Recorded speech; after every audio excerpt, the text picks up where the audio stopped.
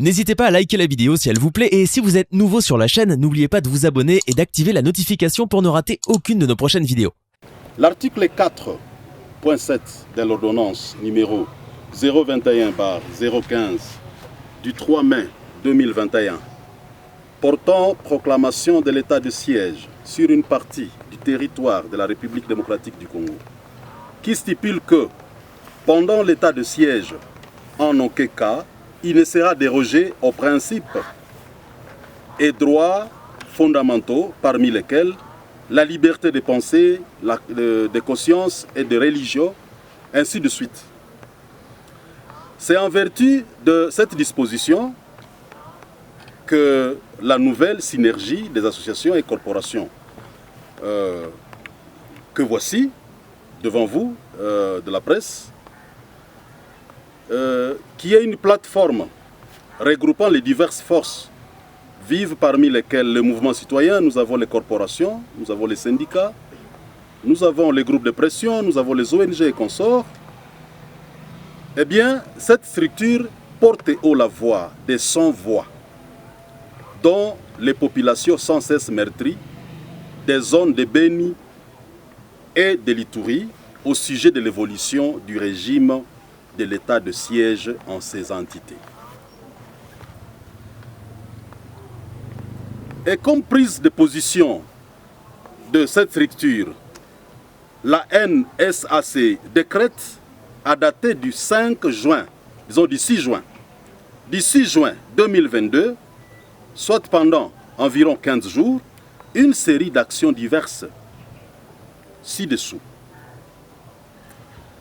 Le lundi, donc aujourd'hui, 6 juin, c'est là jusqu'à nouvel ordre, nous décrétons la suspension de tout paiement des taxes et impôts tant que l'insécurité persistera dans nos milieux.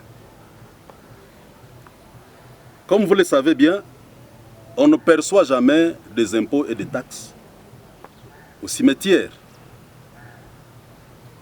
Il est plus qu'aberrant de constater que certaines autorités de ces côtés ou de cette province se vantent de l'émergence n'est-ce pas, de la bourse fiscale, alors que l'économie est en train d'être ruinée totalement.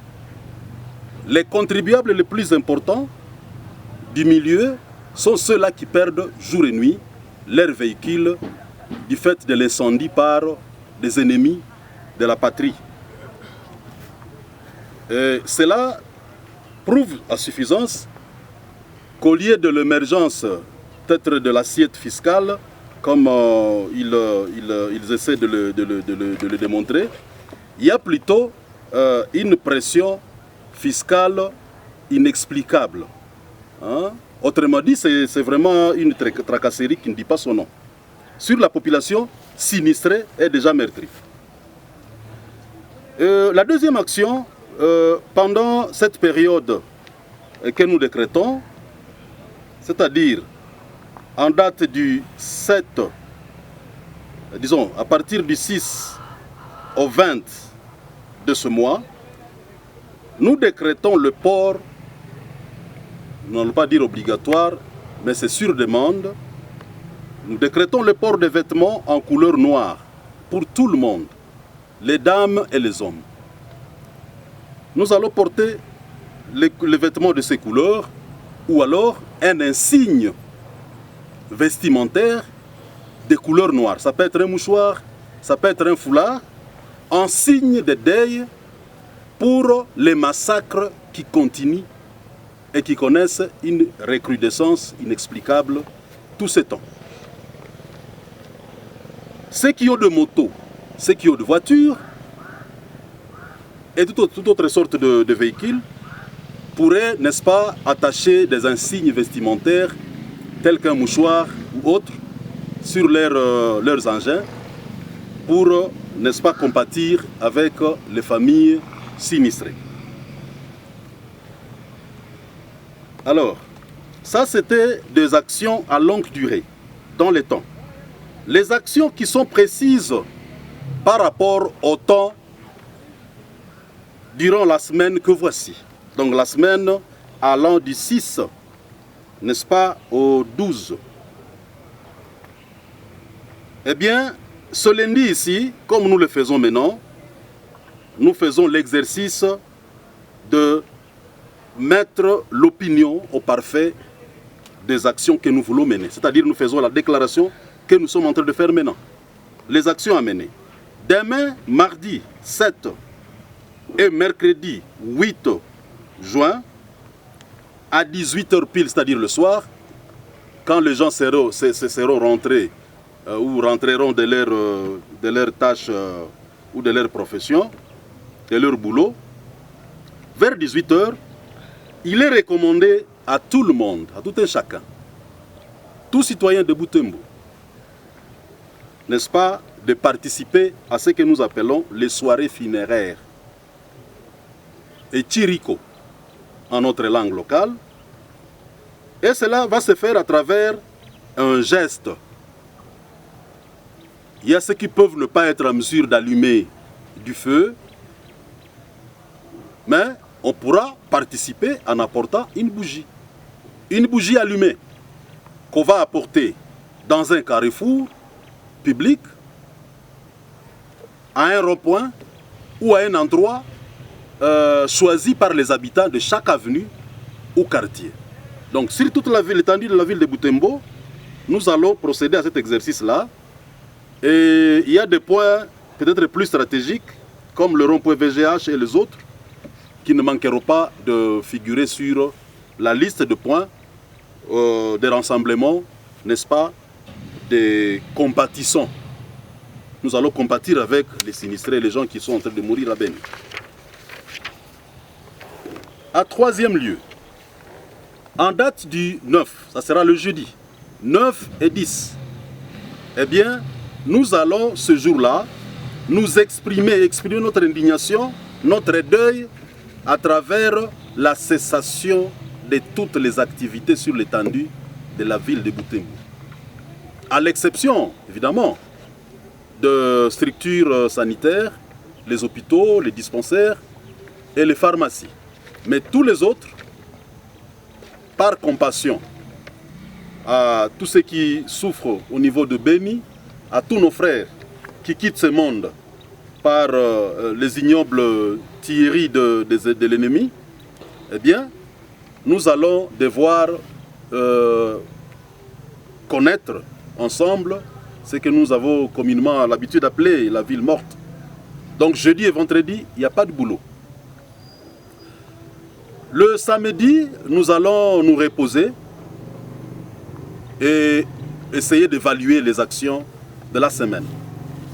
Les autres actions pour la semaine à suivre pourraient être annoncées à l'opinion en date, n'est-ce pas, du lundi prochain. Maintenant, pourquoi est-ce que notre structure a décidé à procéder de la manière? Pourquoi est-ce que nous prenons ces actions? Eh bien, nous avons une raison, ou plusieurs raisons. Eh bien, la première chose qui nous indigne et que nous fustigeons, c'est, n'est-ce pas, la prorogation illogique et continue des délais de l'état de siège qui a pourtant assez montré ses limites. Et cette prorogation se fait par des députés de la mandature en cours qui se montrent insouciants, insensibles, voire même sadiques à l'endroit, n'est-ce pas, de plaintes de la population se trouvant dans les zones meurtries, c'est-à-dire Beni et Ituri. Les gens qui vivent les affres de la guerre et qui voient comment les opérations sont menées sur place et qui savent établir la comparaison et la nuance entre les régimes d'exception, dont l'état de siège, et les régimes ordinaires où nous avons des autorités civiles qui gouvernent tout en laissant, n'est-ce pas, les militaires faire leur travail de la défense du territoire national. Cette population-là qui sait voir, qui sait apprécier, elle n'est pas écoutée malheureusement. Elle n'est pas écoutée par ses députés. Et cela nous révolte et nous pousse, n'est-ce pas, à poser ces actes que nous venons d'énumérer ici. En deuxième lieu, qu'est-ce qui nous pousse, n'est-ce pas, à procéder de la sorte? Eh bien, c'est la poursuite des massacres de civils innocents en territoire de Béni et d'Ituri. Il y a des incendies, des véhicules, des atroces, des véhicules coûtant très cher, avec la marchandise à l'intérieur. C'est le pillage des récoltes dans des plantations de cacao. Il y a beaucoup de gens qui ont été chassés par la terreur de leurs champs. Et l'ennemi est en train de se servir dans ces champs-là. Cela nous révolte également. Il y a aussi l'asphyxie des villes de Butembo et Béni. Pourquoi pas le territoire de Lubero également et tous les territoires de Béni, qui se trouvent aujourd'hui totalement englavés et asphyxiés. Et cela s'explique par le fait que certaines routes ne sont plus praticables. Quand vous prenez la route Béni-Kassindi, par où la marchandise passe, vous apprenez tous les jours qu'il y a des incendies, des véhicules, eh bien il y a des coupures de route. Vous prenez le tronçon Butembo-Kassindi via Karuruma, en passant par la rivière Semuliki, c'est pareil. Quand vous prenez Bunagana, vous apprenez tout ce qui se passe là-bas avec le M23. La route Bunia, la route Mangina. Donc, on n'a plus d'ici. Or, nous connaissons que nos populations vivent dans ces mines. Cela nous révolte. Et nous nous disons que trop c'est trop. Et le gouvernement devrait faire quelque chose. Ce qui nous révolte également, c'est par ailleurs le fait, n'est-ce pas, de connaître une multitude de sinistrés qui ne sont pas assistés. Nous allons y revenir plus tard.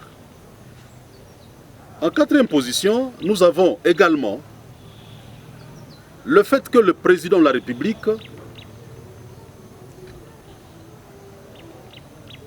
s'est limité ou se limite uniquement à dénoncer des faits macabres qu'il a constatés, n'est-ce pas, dans les milieux militaires.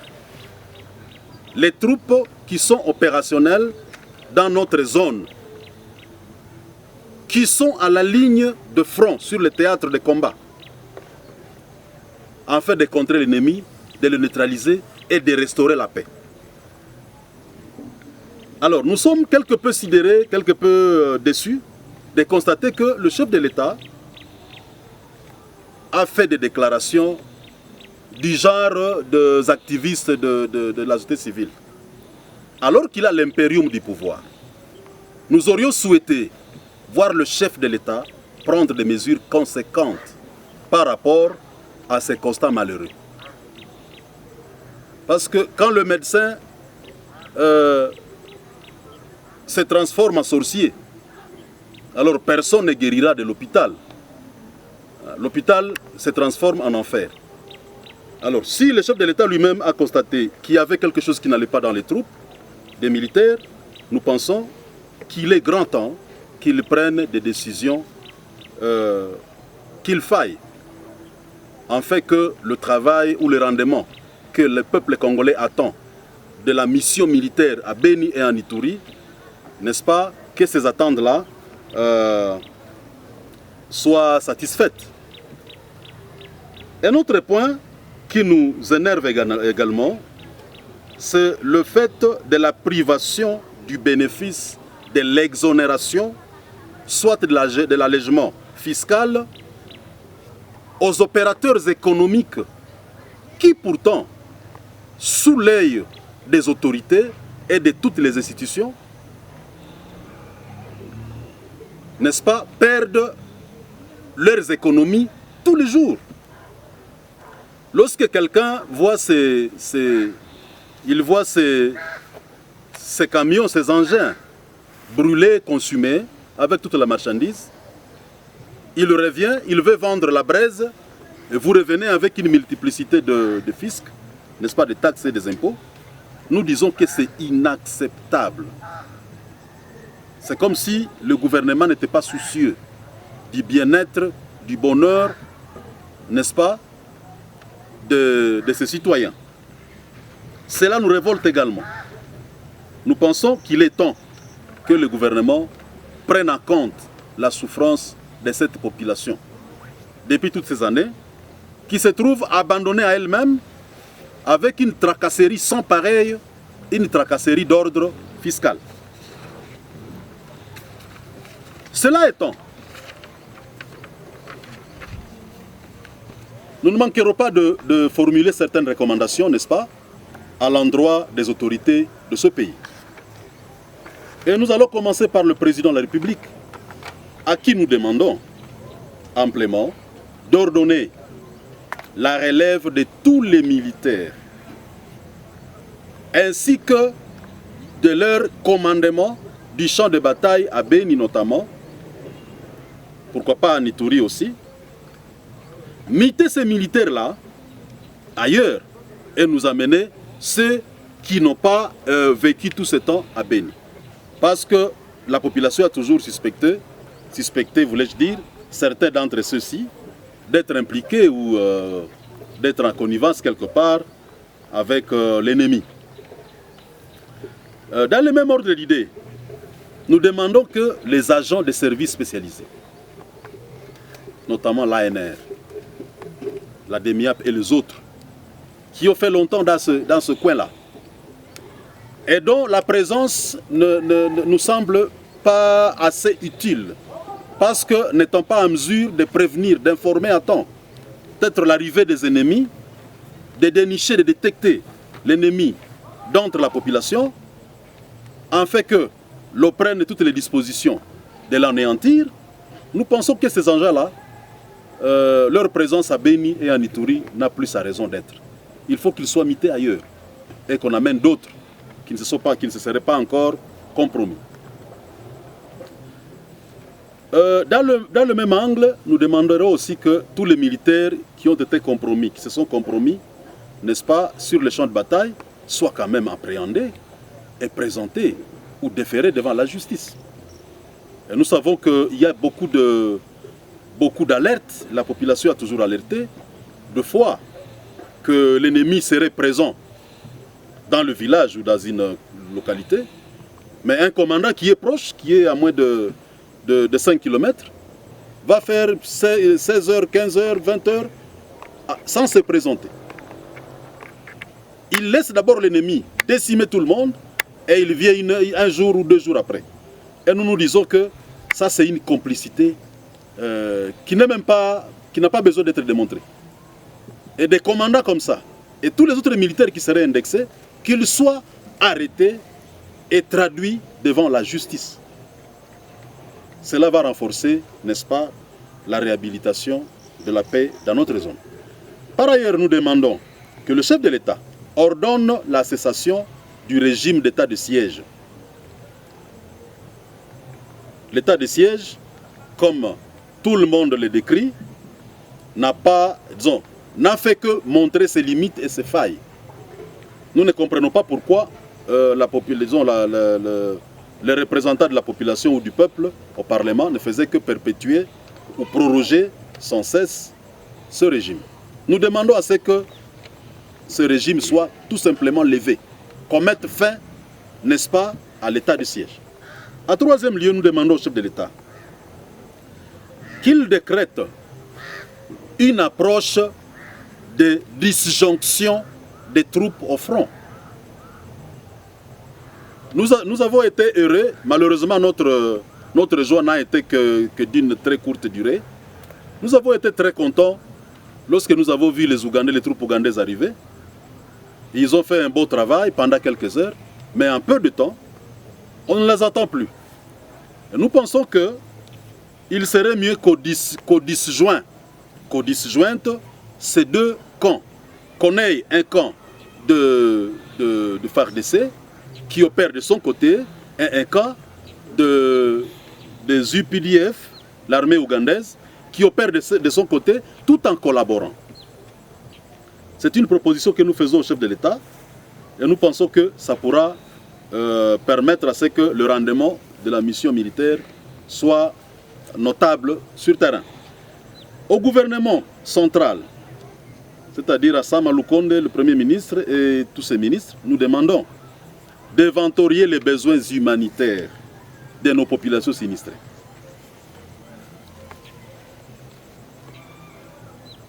Qu'ils descendent ici, qu'ils comptabilisent les véhicules qu'on incendie tous les jours et qu'ils essaient de s'intéresser ou de s'enquérir de la situation de ces gens-là, ces victimes-là, qui perdent tout, alors que ce sont des grands contribuables, n'est-ce pas, de l'assiette fiscale ou du budget national.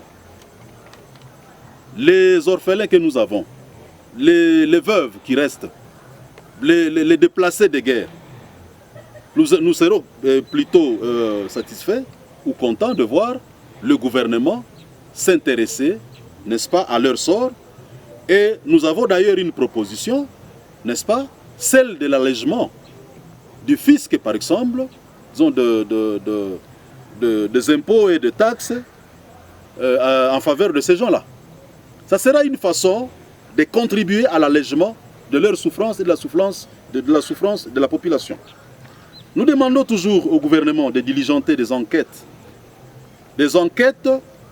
et que le gouvernement aide la justice, n'est-ce pas, dans l'organisation des procès contre les militaires compromis sur le champ de bataille.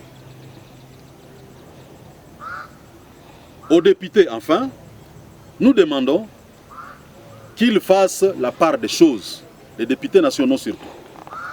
La part des choses entre leurs intérêts égoïstes, les intérêts, n'est-ce pas, de leur plateforme politique et l'intérêt supérieur de la nation. Parce qu'il est impensable et condamnable même de voir un député, quand on lui présente les bilans, hier on a tué 100 personnes, aujourd'hui on tue 200, ça ne lui dit rien. Au lieu plutôt d'interroger ou d'écouter la voix des populations qui sont en train d'être massacrées, lui préfère, n'est-ce pas, écouter le son de son regroupement politique, de son parti politique, ou d'une autorité, une quelconque autorité, prétendument morale ou politique. Et nous disons que c'est inacceptable. Que ces députés que nous avons votés, nous avons envoyés au Parlement, fassent la part des choses. Soit ils sont là pour défendre nos intérêts et les protéger, soit ils sont là pour leurs propres intérêts. Et cela étant, notre déclaration, et nous espérons que ceux qui vont siéger à la table ronde, parce que le chef de l'État venait de décréter, n'est-ce pas, la tenue des assises prochaines, nous espérons et nous demandons qu'ils tiennent compte, n'est-ce pas, de ce desiderata. Il ne faut pas nous prêter l'intention. Ne nous prêtez pas d'intention. Le concept incivisme est péjoratif. Nous parlons de notre droit au refus de payer l'impôt. Et ce refus-là, ce droit-là, est fondé sur la théorie du contrat social de John Locke et Thomas Hobbes, qui dit que le citoyen paye l'impôt et les taxes en contrepartie, n'est-ce pas, de la sécurisation qu'il obtient du prince. Le prince ici, dans le cas d'espèce, ce sont les autorités de ce pays. On ne se sent pas sécurisé du tout. Peu importe tout ce qui se chante, nous faisons un effort, nous faisons ceci, mais quand vous avez attrapé deux petits messieurs en une période de 3 mois, deux ennemis, 2 nalous, et que pendant ce mois-là, nous perdons 500 personnes ou 200 personnes, il n'y a pas de commune mesure. Et lorsque vous voyez même l'étendue de de l'espace contrôlé. Béni, tout le territoire ne mesure pas plus de 50 km². Pour quel effectif de militaires? À un moment, on nous parlait de 20 000 militaires. Aujourd'hui, je ne sais pas à combien ils sont là-bas. C'est pour dire que l'offre ou l'action du gouvernement par rapport à l'ampleur, n'est-ce pas, de la menace, il n'y a pas de commune mesure. Le citoyen est à droit de dire « je ne suis pas sécurisé ». Et c'est fondé. Maître, vous, les groupes de pression et les mouvements citoyens, est-ce que vous payez les impôts? Et sinon, la FEC vous accompagne dans votre action?